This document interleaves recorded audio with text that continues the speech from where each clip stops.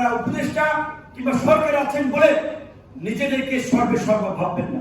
আজকে আমরা সরকারে এমনও বসন্তের কুকিলদেরকে দেখি যাদেরকে বারবার বলেছিলাম যে আমাদের ছাত্রদের উপরে হামলা হয়েছে, একটা বিবৃতি দিন।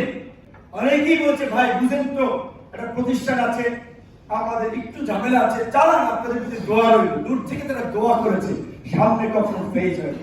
সিভিল সোসাইটি কিংবা নাগরিক সমাজ বলতে আমরা যাদেরকে বুঝি, পেশাজীবী নেতৃবৃন্দ বলতে আমরা যাদেরকে বুঝি, তাদেরকে গণতন্ত্রের পক্ষে, মানবাধিকারের পক্ষে, আইনের শাসনের পক্ষে যখন শিক্ষার্থীদের উপরে হামলা হচ্ছে, নির্যাতন নিপীড়ন হচ্ছে, সেটার বিরুদ্ধে কথা বলতে দেখেছেন। হাতে গোনা কয়েকজন, আসিফ নজরুল সাহেব ছিলেন, শহীদুল ভাই আলোকচিত্র ছিলেন, লতিফ মাসুদ স্যার, দিলারা ম্যাডাম, এরকমের কয়েকজন।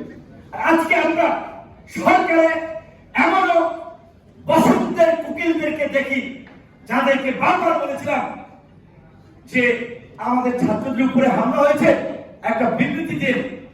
আমরা ছাত্র, নাগরিক, ছাত্র, অভিভাবক একটা প্রোগ্রাম আয়োজন করেছি, এসে একটু বক্তব্য দিন।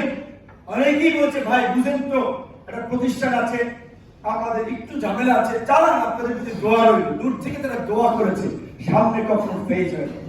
আমরা সামনে থেকে লড়াই করেছি।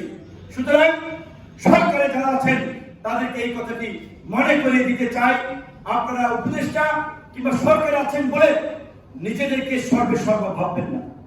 আন্দোলনের খোলকদের মতামতকে প্রাধান্য দিন। তারা কি বলছে সেটি গ্রহণ করুন, সেইভাবে কর্মপদ্ধতি ঠিক করুন।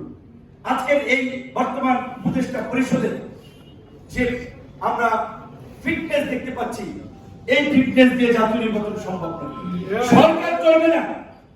গোয়েন্দা সংস্থার রিপোর্ট যে আগামীতে এই পতিত স্বৈরাচার এবং তার দোসররা নাশকতা করতে পারে, অস্থিরতা তৈরি করতে পারে। তাই আমরা প্রধান উপদেষ্টাকে বলতে চাই, আপনাকে আমরা সবসময় সমর্থন করে আসছি, এখনো করব। আপনি উপদেষ্টা পরিষদের পুনর্গঠন করুন। উপদেষ্টা পরিষদের পুনর্গঠন করে অনতি বিলম্বে রাষ্ট্র সংস্কারে অনিবার্য হয়ে ওঠা এই জুলাই সনদের ঘোষণা দিন।